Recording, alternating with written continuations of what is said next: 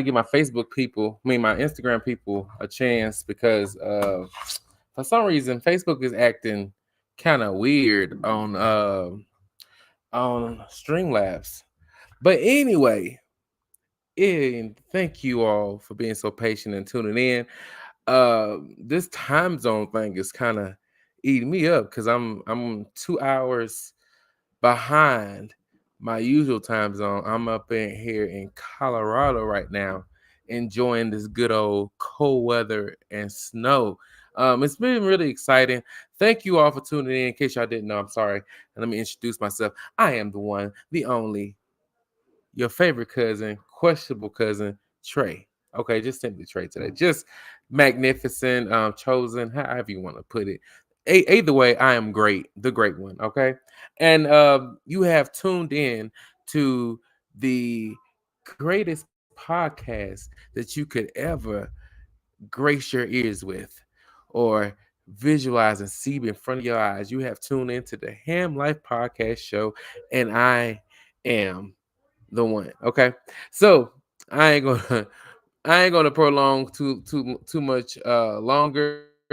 Let's make sure that everything is set up over here, and I can see everyone's comments. Everybody can see me, and I can see everyone. Mm, I ensure I invite all my people before I jump into this podcast on today.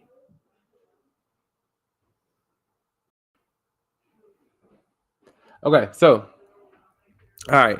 So I do have a few things to share with you all, and I hope y'all ready. And I'm gonna let y'all know my experience from this brief Colorado trip, and let y'all in on some few things that's happen with Ham Life in the future as we close down 2023. One time for the one time. Okay, that part. All right. In case y'all didn't know, baby, it's the one and only. All right. So we're gonna jump right into the Ham Life story of the week. All right. First up, I have to start with home. In case y'all didn't know, in case y'all haven't heard before, charity does start at home. So I had to start at home. So Tennessee was struck by a series of devastating tornadoes and fierce thunderstorms on yesterday. What's this, December 9th? Yeah, December 9th, 2023, resulting in a trail of destruction that claimed at least 6 lives, left over 50 injured, and caused widespread damage across several counties. The calamity unfolded with these fatalities reported in Clarksville, including that of a child, while another three were confirmed dead in Madison near Nashville, as per emergency management officials. The aftermath revealed the grim impact as over 400 calls flooded in for assistance, with Nashville's fire chief, William Swan, confirming 25 dispatched individuals currently housed in shelters.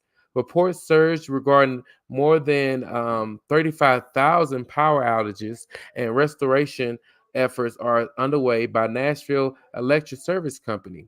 Despite significant substantial damage in several areas, however, concerning unanswered queries about the failure of tornado warning sirens before the disaster have surfaced, leaving residents and officials seeking explanations. With major infrastructure damage, including collapsed structures and extensive power disruptions, the state forces a prolonged recovery period as the affected communities reel from the devastation. Mayor Freddie O'Connell assured coordination with emergency management agencies and pledged support for impact families. Meanwhile, Clarksville Mayor Joey Pitts expressed condolences and highlighted that prolonged power restoration process ahead. The incident prompted Tennessee Governor Bill Lee to express condolences and emphasize solidarity. Ah, man, this shit is tongue twisting. Okay, bear with me because this Colorado um um way of life is getting to me just a little bit, okay? So, with search and recovery operations ongoing, officials urge citizens to avoid affected areas. Question to the audience: in the wake of such natural disasters, what measures do you believe could enhance early warning signs and disaster preparations for communities in tornado prone regions?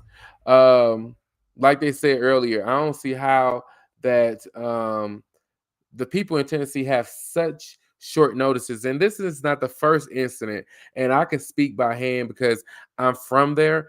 And we have had a few tornadoes where um, we had very little notices before it happened. It's like people be at school. Like I know that it's technology out there to have earlier warning signs so people can get in place and be sheltered from tornadoes and harsh storms and winds. So, if we could have self-driving cars and VR games and so forth, I'm pretty sure we can team up. Somebody can team up with someone and get earlier signs for individuals that is faced in harsh storm areas. Okay, especially tornadoes like Tennessee and I'm not sure how Kentucky is and how Mississippi and Georgia. I can't speak for those, but I do know it's facing in the southern region overall. Okay. In a shocking turn of events on Thursday, Lanisha Henderson, 26, was apprehended by vigilant tourists from Utah while allegedly attempting to get this, bear with me, y'all, set fire to the birth home of Martin Luther King Jr. in Atlanta. As reported by local authorities, Henderson faces charges of second degree arson and interference with government property following the incident. The tourist visiting the historical landmark, despite its closure to the public, noticed Henderson pouring a liquid substance on the properties and bushes, and initially dismissing her actions. They questioned her intentions, only to find her unresponsive as they observed her carrying a gasoline container. They grew alarmed and attempted to dissuade her. Ignoring their pleas, Henderson hastened her actions, prompting the tourists to block her and call for assistance. Responding to the scene, bystanders aided in detaining Henderson until law enforcement officers arrived. Witnesses recounted Anderson's alleged attempt to ignite the gasoline using a lighter during the struggle. Authorities credit the swift intervention of the tourists and bystanders for preventing severe damage to the historical site. A sentiment echoed by Police Chief Darren. I'm not even going to try to say your last name, Darren. Yeah, Darren. We're going to just call you Darren S. All right, Darren S. Acknowledging their actions as having preserved a vital part of the city. Expressing gratitude, the Martin Luther King Jr. Center acknowledged the unsuccessful attempt and praised the bravery of those involved in thwarting the incident. The National Park Service, which acquired the home in 2018 and had it closed for renovations until November 2025, faces an unsettling episode, highlighting the vulnerability of significant historical sites. Question to the audience: how can communities further safeguard cultural significant landmarks against potential threats? So, um, obviously you can't protect against ignorance. You can't protect against ignorant people. Ignorant people will be ignorant people regardless. So and the thing with ignorant people, or the people that dwell in ignorance, they are very unpredictable. So you can't know what stupidity that can be going through their mind at that particular moment. So um I'm not sure what's up with Lanisha. I hope she um, seeks help, because obviously that lady is out her mind. She has something wrong with her. Something's going on. She don't have it all up there or something. But regardless of the fact, we're gonna pray for her and hope she do okay. But um I do think that the states need to stop being cheap and hire security to at least walk the premises or walk over there or walk or have times where they check different historical sites one at a time to ensure the upkeep, ensure no vandalism or any trespassing is going on over those properties. If they just get off their butt and just pay somebody to do it, stop being cheap. It's not that hard. Okay. All right. So next, following the enactment of the New York's Adult Survivors Act, over 694 lawsuits have been filed against New York City over alleged sexual abuse incidents at, okay, y'all ready? Rikers Island. Yep, the prison. All right. They have over 694 lawsuits against Rikers Island from prisoners in Rikers Island. All right. This surge in litigation offers hope for justice to numerous victims, according to legal experts and advocates. Attorney Anna Cole, involved in filing multiple civil cases under the Act, highlighted the prevalence of staff on inmate sexual victimization in New York City state prisons. The lawsuits included 481 against the Rose M. Singer Center, Rosie's, shed light on a systematic failure that demands comprehensive reform and accountability, as emphasized by lawyer Adam Slater. Um, these cases have drawn minimal attention compared to lawsuits involving public figures like Diddy, of course, revealing the staggering numbers of reports stemming from Rikers, known as one of the most dangerous prisons in the United States. Stories like Shanae's, who alleged assault by a correction officer resulting in solitary confinement, and Gennaro Campos, my bad, accounts of coercion by a female correction officer in the 90s, underscore the harrowing experience within the facility. The New York City Department of Corrections, while acknowledging the lawsuits, asserts a zero tolerance policy towards sexual misconduct and emphasizing investigations and actions taken on confirmed allegations.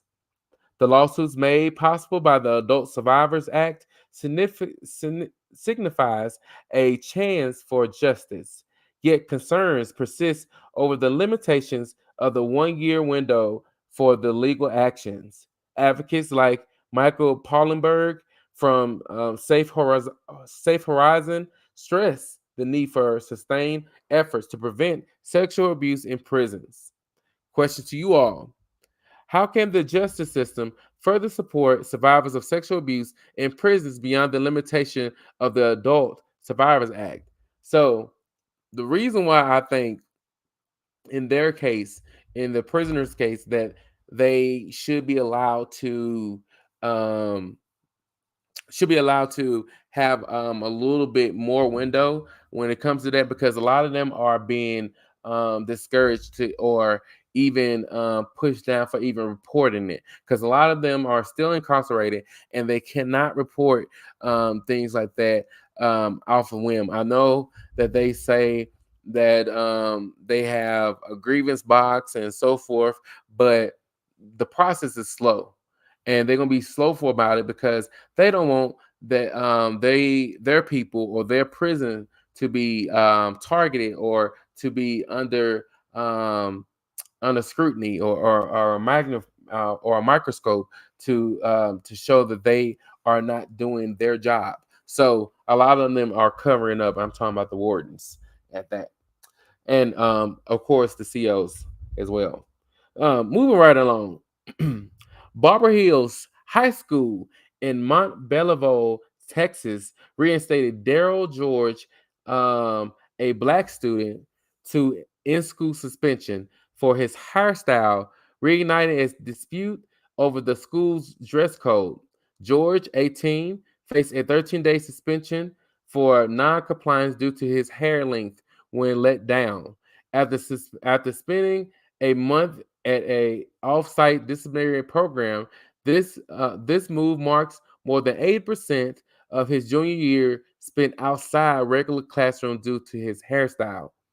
The conflict began in August. I remember y'all, if y'all don't remember, I did talk about this back in August. So go back to the August episode and you can see more in depth. But anyway, the conflict began in August when George's braided locks violated the school's dress code by extending beyond his eyebrows and earlobes.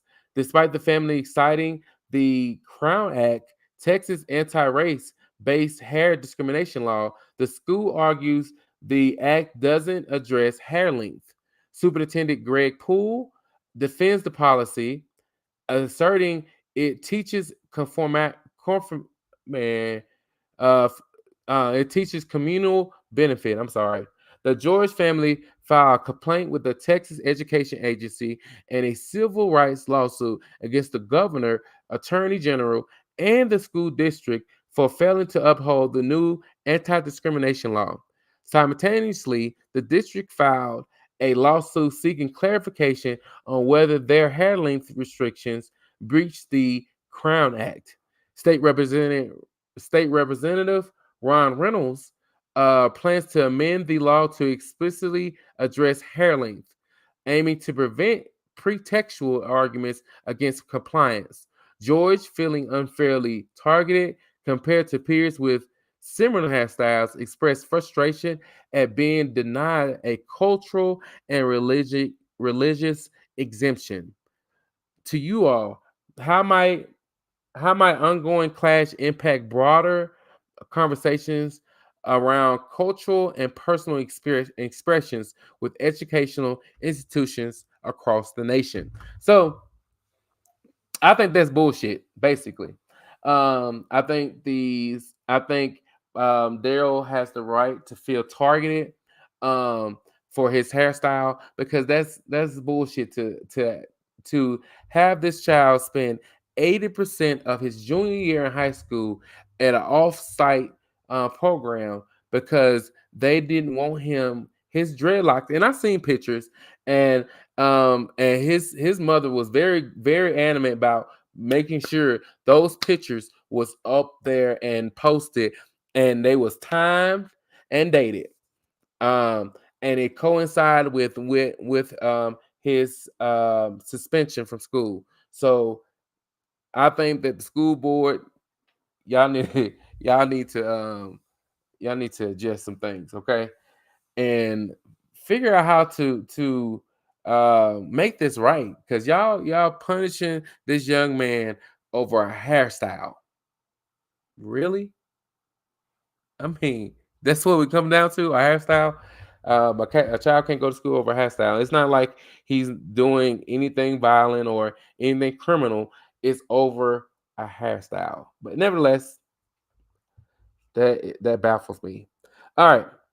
Travis County District Attorney Jose Garza, known for his progressive stance, made a stunning move to dismiss indictments against 17 out of the 21 Austin police officers involved in the 2020 protest post George Floyd's killing.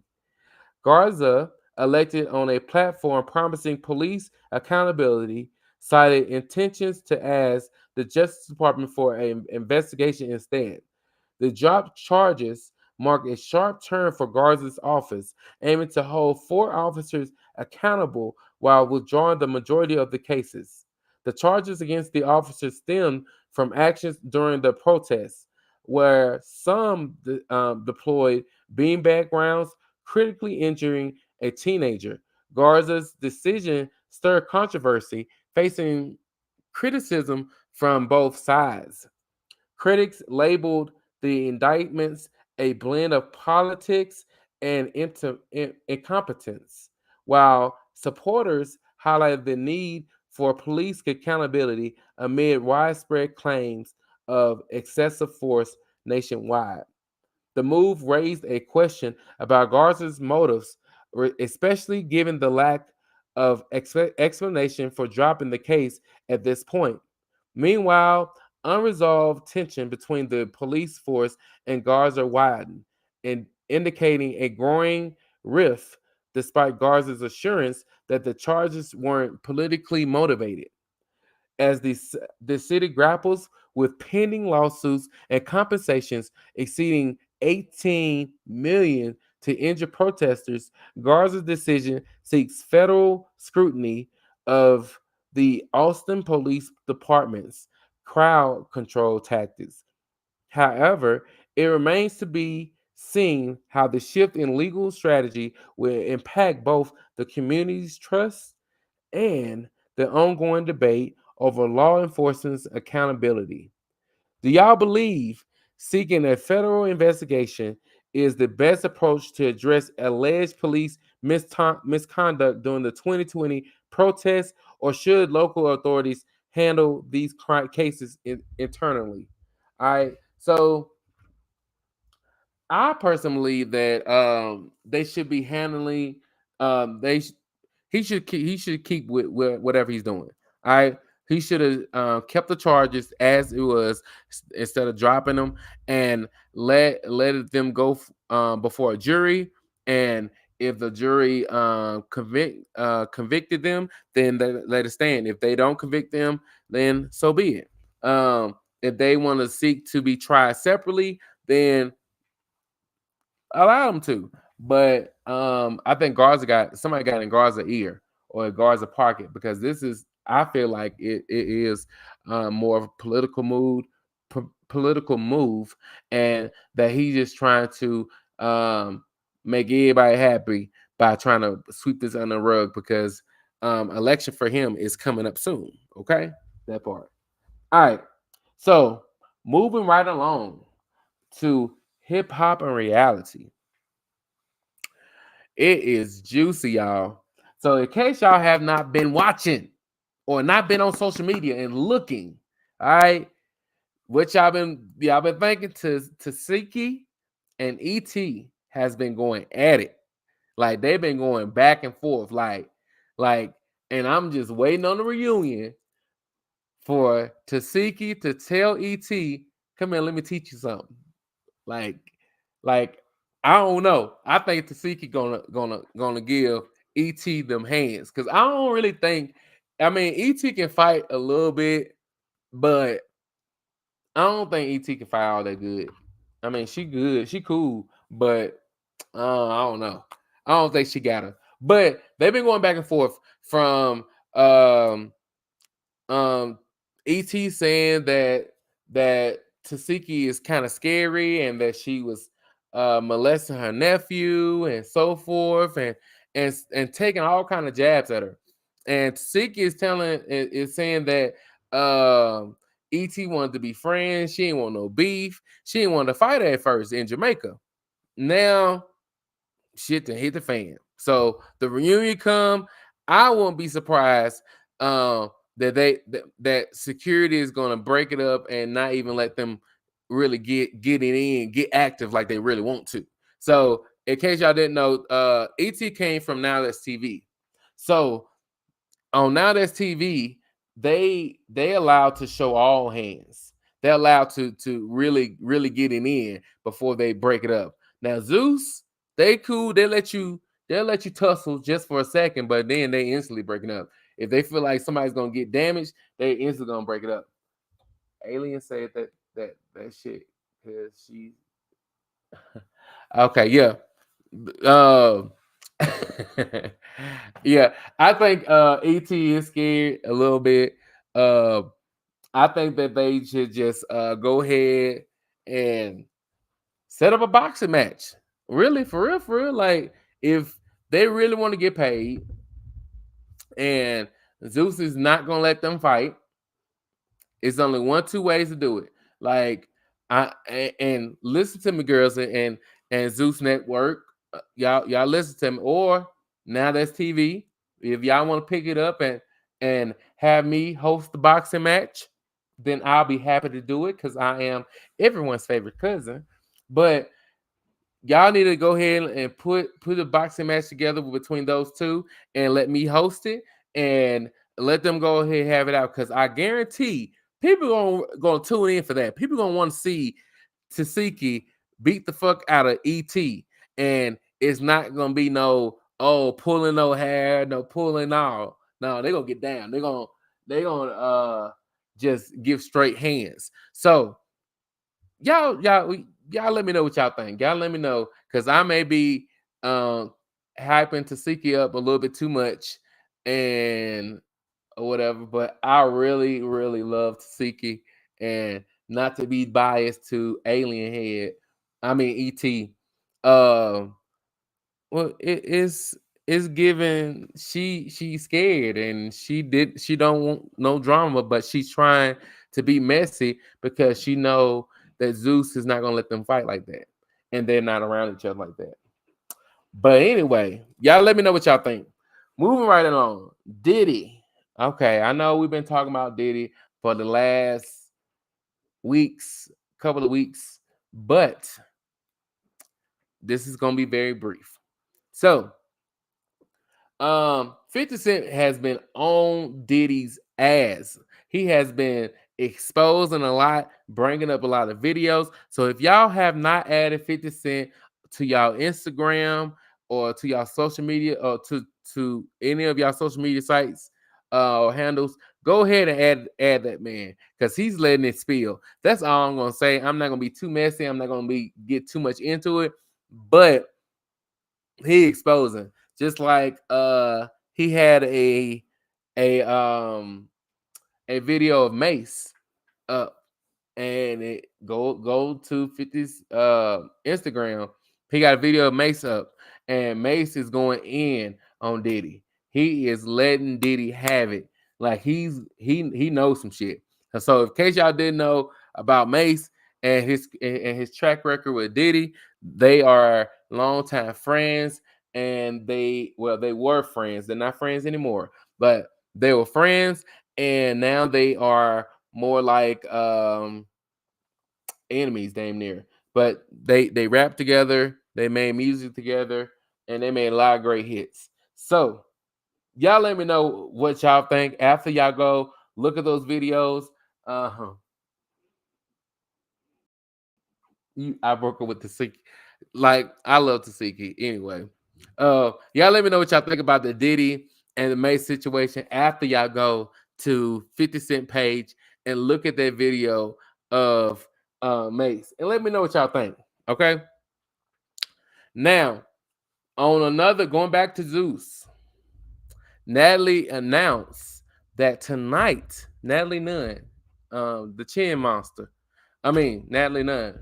I'm gonna put some respect on her name because she deserves it. But Natalie Nunn announced that there will be evictions tonight on Baddies. So in case y'all haven't tuned in, y'all better go after this episode ends.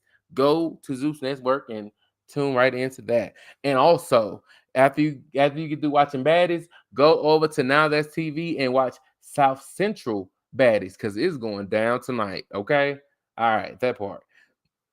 And then Young and Wild, I heard about Young and Wild also on Now That's TV. In case y'all have not checked that out, Young and Wild is really they're really getting to it. What's that? What's dang Ivory, my girl Ivory. She's on Young and Reckless now, and she's checking bitches left and right. She said, "You born, you cute, but you can really move around." Like she checking bitches left and right. Like what you want to do? Like type deal. Y'all know how she get down. She don't care. She fights. She will fight until she ain't fighting them. She can't breathe. But y'all let me know what y'all think and how y'all feel. Stay tuned, you guys, because soon I will be doing um a cannabis mukbang. Okay.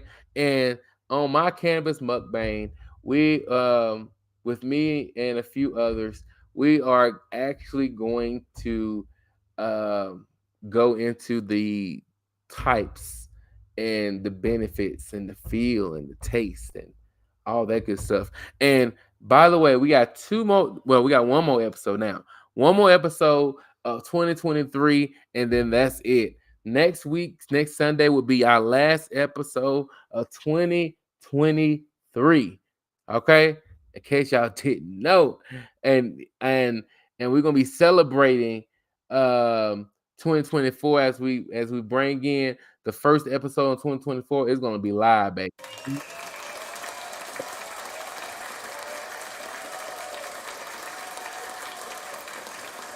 It is gonna be. It's gonna be. We got some new things. We got some new shit. I mean, yeah, we dropping some brand new things for you all. Skits. We got merchandise. We have giveaways coming up all in 2024. So just be patient, be ready, because the looks, my face card never declines. But hey, nevertheless, it's gonna be good. All right. Thank you so much for tuning in.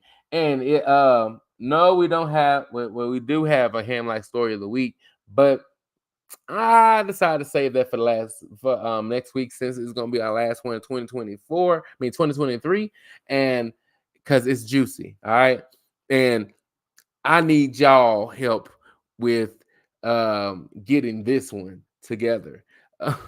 It is it's a triangle from hell. Okay, so like always, today's podcast was sponsored by Divine Elevation Spiritual Life Coaching, KGL Design, KGL Design Studios, Crochet by Cat, and the greatest podcast in the land, Ham Life Podcast, y'all. All right. I am your questionable cousin, your host, your best friend, and your neighbor, and your counselor too. Signing off, and thank y'all for tuning in. Peace.